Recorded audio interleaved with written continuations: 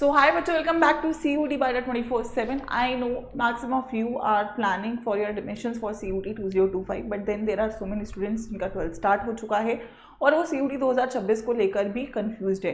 तो किस तरीके से आपको, अगर आपका पेपर 2026 में होने वाला है, आपका अप्रोच होना चाहिए। अगर आप लोग ड्रॉप भी ले रहे हैं, फॉर एग्जांपल आपको पता है कि आपका सब्जेक्ट कॉम्बिनेशन ही खराब हो चुका है, आपका कोई पेपर मिस हो चुका है, आपके मार्क्स बहुत ही कम आ रहे हैं, उस केस में अगर आप 2026 की तैयारी कर रहे हैं या फिर आपके मार्क्स एवरेज हैं, आपको पता है आपको कॉलेज मिल जाएगा लेकिन आप उस कॉलेज से खुश नहीं होने वाले और आप एक और बार पार्शली ड्रॉप लेकर, मतलब कॉलेज में एडमिशन लेकर 2026 का पेपर देना चाहते हो, तो ये वीडियो आपके लिए इंपॉर्टेंट रहेगा। क्योंकि हर एक उस बच्चे के लिए जो 2026 में CUT की तैयारी कर रहा होगा, उसको यहाँ पे एक प्रॉपर स्ट्रैटेजी जरूर मिल रही होगी। किस तरीके से आपके पास अभी बहुत टाइम है, लेकिन ये टाइम बहुत तभी रहेगा जब आप इसको यूज करोगे। उसको आपको कैसे यूज करना है वो हम यहाँ पे कवर करेंगे। सो मेक श्योर करिएगा बच्चों, वीडियो को जरूर जरूर जरूर लाइक करें और अपने मैक्सिमम दोस्तों तक शेयर करें और चैनल को सब्सक्राइब करें, क्योंकि यहाँ पे 2026 की सारी इंपॉर्टेंट चीजें अलॉन्ग विद 2025 आपको मिल रही होंगी। ठीक है, तो पहली बात बच्चों ये है यहाँ पे कि 2026 का एक्सपेक्टेड डेट हमारा वही मई होने वाला है, मई में पेपर होने वाला है। इस बार काफ़ी चीज़ें क्लियर है, क्योंकि ऑल्दो 2025 में जब इस बार पेपर था तो हमें बहुत सारी बातें बहुत ही कम टाइम में पता चली कि चाहे पेपर का मोड हो, चाहे सिलेबस हो, चाहे पेपर का पैटर्न हो, सब कुछ काफ़ी जल्दी बदला और बच्चों के पास बहुत कम समय था उसको अडाप्ट करने के लिए, राइट। लेकिन अगर मैं 2026 के बच्चों की बात करूँ, अब ऑलमोस्ट सब कुछ वही रहने वाला है जो 2025 में था। तो आपके पास काफ़ी समय है, लगभग अगर मैं बोलूँ 10 महीने तो हर बच्चे के पास है। अगर आप 10 मंथ्स को बहुत ही प्रॉपर्ली यूज़ कर लेते हो तो चीज़ें कर पाओगे।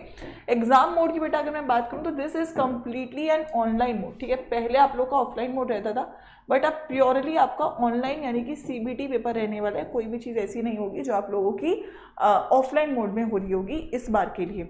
अगर मैं करंट एग्जाम की चैलेंज की बात करूँ, पहला ये है कि there are so many students जो कि इस बार बोर्ड्स का पेपर दे रहे होंगे और साथ में CUT का पेपर देंगे। ठीक है, also there are also some students जो केवल CUT भी दे रहे होंगे। तो दोनों ही कैटेगरी में अलग अलग अप्रोच रखनी है और दोनों चीज़ों को मैनेज करना है, जिसमें सबसे बड़ा चैलेंज आपका एग्जाम पैटर्न ही है। क्योंकि इस बार आपका पैटर्न पूरी तरीके से बदला हुआ है, आप लोगों को चॉइसेस नहीं मिल रही है, सिलेबस बदल गया है, कट ऑफ्स इस बार हम देख रहे हैं कि थोड़ी कम है और कहीं ना कहीं हमें पता है कि NTA की तरफ से हमें प्रॉब्लम्स हर साल कुछ ना कुछ देखने को मिलती है। अगर हमें पता है कि प्रॉब्लम हो सकती है तो इस हमारे हाथ में जो केवल है वो है मेहनत। और अगर हम अपना एफर्ट बहुत अच्छा कर ले और अगर हम पेपर ही बहुत अच्छा देकर आए तो NTA के हाथ में भी चीज़ें नहीं होंगी जो आपको प्रॉब्लम दे सके। जो इस बार मैं बहुत सारे बच्चों के साथ देख भी रही हूँ कि कहीं रिस्पॉन्स शीट कह रहे, कहीं टाइम कह रहे, तो बहुत प्रॉब्लम्स है जो बच्चों ने फेस करी है। तो एक ही चीज़ है जो आपको अपने एंड पे सुधार सकते हो, वो है आपकी प्रिपरेशन, जो आपकी बेहतर होना ही होना इंपॉर्टेंट है, तभी आप चीज़ों को कर पाओ। आपके पास जो करंट टाइम है उसको आप 3 मेन हिस्सों में डिवाइड कर सकते हो, जिसमें पहला फेज आपका जुलाई से दिसंबर का है, जो सबसे अहम है। इस फेज में जो बच्चा सबसे ज़्यादा मेहनत करेगा वो फेज 2 और फेज 3 में सबसे ज़्यादा रिलैक्स्ड और टेंशन फ्री होगा और फेज 2 और फेज 3 को उतना ही अपनी स्ट्रेंथ बना पाएगा। जो बच्चे फेज 2 या फेज 3 से पढ़ना स्टार्ट करते हैं उन लोगों के साथ प्रॉब्लम ये होता है कि उनको एग्जाम पैटर्न की नॉलेज नहीं होती है, उनके ऊपर प्रेशर ज़्यादा होता है क्योंकि टाइम कम होता है और बोर्ड्स के बाद तुरंत इम्पैक्ट CUT पर आता ही आता है, क्योंकि बोर्ड्स में एक हमारा सर्टेन माइंडसेट होता है। अगर हम डायरेक्टली CUT में उतरे, क्योंकि एक आपका एलिमिनेटिंग एग्जाम है CUT, बोर्ड्स आपका एक सब्जेक्टिव पेपर है जिसमें सभी बच्चों के मार्क्स आ सकते हैं, लेकिन CUT में हर बच्चों को एडमिशन नहीं मिल सकता है। अगर आप 90% भी बोर्ड्स में स्कोर कर रहे हो, लेकिन आप अगर CUT में सोच रहे हो कि पेपर थोड़ा ईजी आएगा तो सबके नंबर अच्छे आ जाएंगे, तो सबको एडमिशन नहीं मिलेगा, क्योंकि यहाँ पे सीट्स लिमिटेड है। चाहे 95% भी हर बच्चा स्कोर करे, लेकिन तब भी सबको सीट्स नहीं मिलेंगी, क्योंकि सीट्स लिमिटेड है। अगर सब 95 ला रहे हैं तो उसमें भी आपको कहीं ना कहीं एलिमिनेट किया जाएगा, चाहे CUT के स्कोर पे हो, चाहे बोर्ड्स के स्कोर पे हो, चाहे 10th के स्कोर पे हो। हर एक स्कोर अच्छा लाना बहुत इंपॉर्टेंट है अगर आप ओवरऑल यहाँ पे सेफ रहना चाहते हो। तो सबसे पहला बेटा जो आपका टारगेट होगा वो जुलाई और दिसंबर का होगा, और आपका यहाँ पे एक सिंपल टारगेट, पहले तो डोमेन्स क्लियर होने चाहिए। ये गलती आपको बिल्कुल नहीं करनी है, डोमेन्स आपके क्लास 12th के ही होने चाहिए जो आप 12th में पढ़ रहे हो, और साथ में आप एक लैंग्वेज और GAT को लेके चल सकते हो। गोल आपका होना चाहिए डोमेन्स का सिलेबस पूरा खत्म करना है दिसंबर तक, कुछ नहीं छोड़ना है।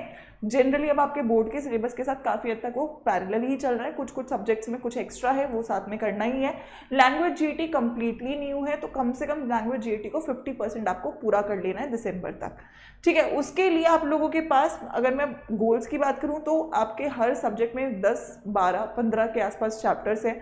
तो अगर मैं मिनिमम भी बोलूं तो हर बच्चे के पास 30 से 35 या 40 चैप्टर्स तो हैं जो उनको कंप्लीट करने हैं दिसंबर तक।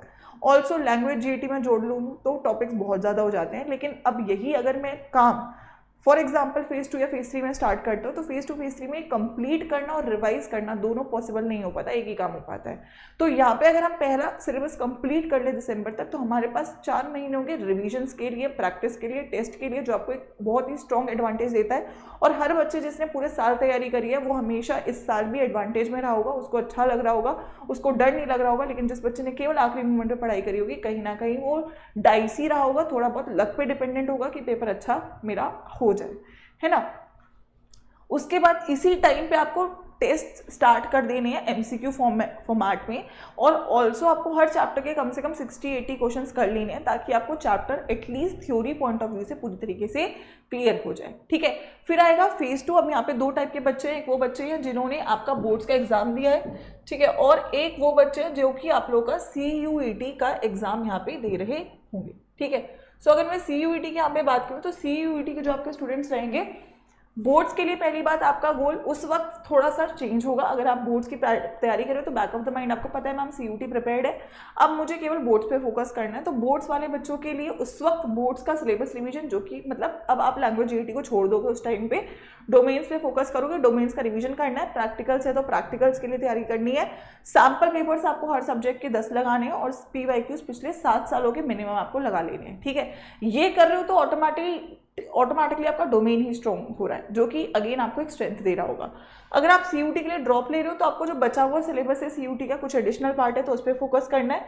सिलेबस की एक रिवीजन साइकिल नंबर 1 लगा देनी है और मॉक टेस्ट आपको यहाँ पे स्टार्ट कर देने हैं अलॉन्ग विद CUT के PYQs। तो यहाँ पे आप फिर से एक कदम आगे हो जाओगे बच्चों से, क्योंकि इस वक्त अगर कोई सिलेबस पढ़ना स्टार्ट कर रहा है और आपने सिलेबस कर रखा है और आप अपने रिविजन में जा रहे हो तो आपको एक और एडवांटेज यहाँ पे मिल रही होगी, ठीक है। अब अगर मैं फाइनल फेज की बात करूँ तो फाइनल फेज है आपका अप्रैल से मई का, ठीक है। अब यहाँ पे हमारे पास बहुत कम टाइम है, अब यहाँ पे हर बच्चा CUT की ही तैयारी कर रहा होगा।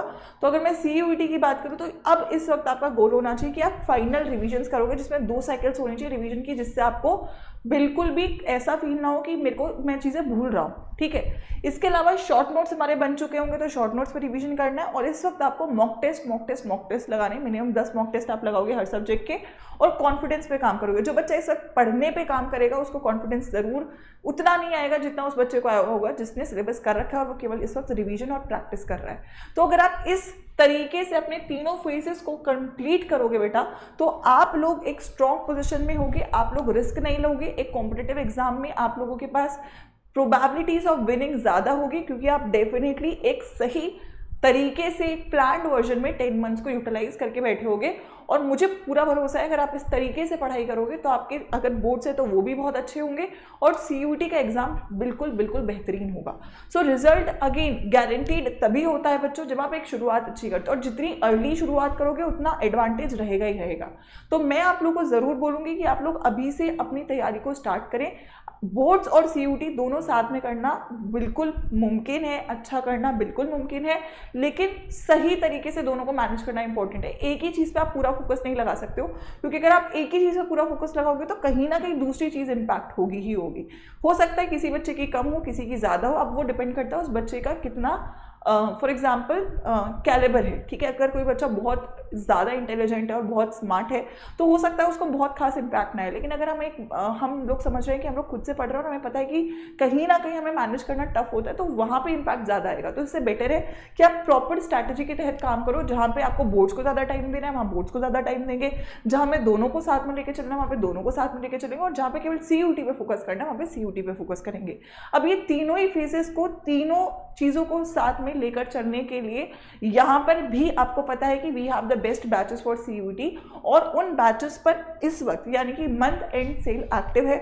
तो इसीलिए भी ये वीडियो अभी लाना बहुत ज़रूरी था, ताकि अगर आप थोड़ा उस डिसीजन मेकिंग में थे कि यार मैम मुझे पढ़ना शुरू करना है नहीं करना है, मुझे बैच लेना चाहिए नहीं लेना चाहिए, तो ये थोड़ा सा और आपको पुश करेगा, क्योंकि अभी डिस्काउंट्स अगेन मैक्सिमम है, 40% का डिस्काउंट है आप लोगों का, और कोड है आप लोगों का WiFi13, क्योंकि इस कोड पे आपको जो है बच्चों मैक्सिमम डिस्काउंट मिलेगा हर एक स्ट्रीम के बैच के लिए। तो मेरा आपको एक ही सजेशन रहेगा कि आप लोग को बिना किसी देरी के, है ना, क्योंकि आपके लिए आपका रिजल्ट बहुत इंपॉर्टेंट होना चाहिए। अगर मैं आपकी जगह होती तो मैं रिस्क नहीं लेती, और मैं कभी रिस्क लेने में बिलीव नहीं करती हूँ। मैं बिलीव करती हूँ प्लान में, और प्लान आपको यहाँ पे मिलता है। तो आप लोग को अपने स्ट्रीम के बैचेस को शॉर्टली ज्वाइन करना चाहिए। कोड का आप स्क्रीनशॉट ले लें, कैसे ज्वाइन करना है और क्या फीचर्स है वो मैं एक बार बता देती हूँ आप लोग को।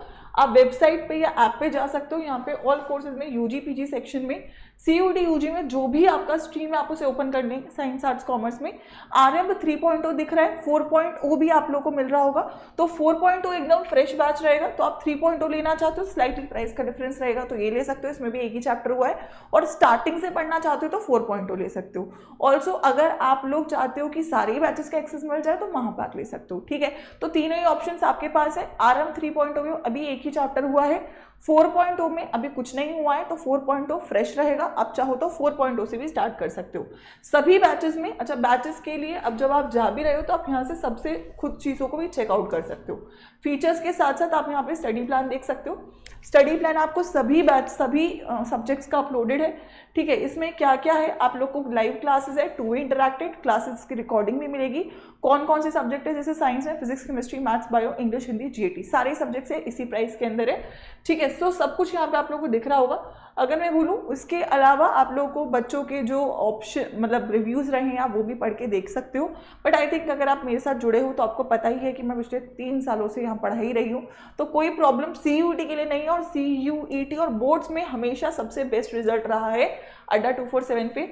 और अब बारी आपकी है, ठीक है। So the price is very minimum इस वक्त के लिए, this is the best time. मैं हर बच्चे को सजेस्ट करूंगी कि अगर आपको अपनी तैयारी को शुरू करना है और बेस्ट रिजल्ट लाने हैं तो आपको अभी शुरू करना पड़ेगा, ठीक है। So the code is Y513 for maximum discount on all the batches, चाहे वो आपका आरएम 2.0 हो, सॉरी 3.0 या 4.0 या महापैक हो, और सभी स्ट्रीम का हो। कोई भी दिक्कत है तो आप मुझे मेल कर सकते हो, this is my email ID, I will help you all. और अदरवाइज बिना किसी दिक्कत के आप इसको ज्वाइन करें, और कोई और डाउट है तो आप मुझे कमेंट सेक्शन में बताएं ताकि मैं आपको अगली वीडियो उस पर ला के दे सकूँ। Otherwise make the most of it because this is valid only till today is 29 से 30 जून तक, ठीक है। तभी तक ये मैक्सिमम डिस्काउंट अवेलेबल है, तो इसीलिए अभी ज्वाइन करें। और इस प्राइस पे आपको पता है कि यू हैव 7 सब्जेक्ट्स, तो अगर आप एक सब्जेक्ट का फीस भी देखोगे तो you will get approximately 1000 rupees पर सब्जेक्ट। सो आई थिंक इसके बाहर आपको कोई ट्यूशन या किसी और चीज़ की ज़रूरत नहीं है। This is one price for complete year, पूरे साल का 7 सब्जेक्ट का प्राइस रहेगा। And this is going to be worth it क्योंकि इसमें टेस्ट सीरीज भी इंक्लूडेड है। So go for it and start now. All the best.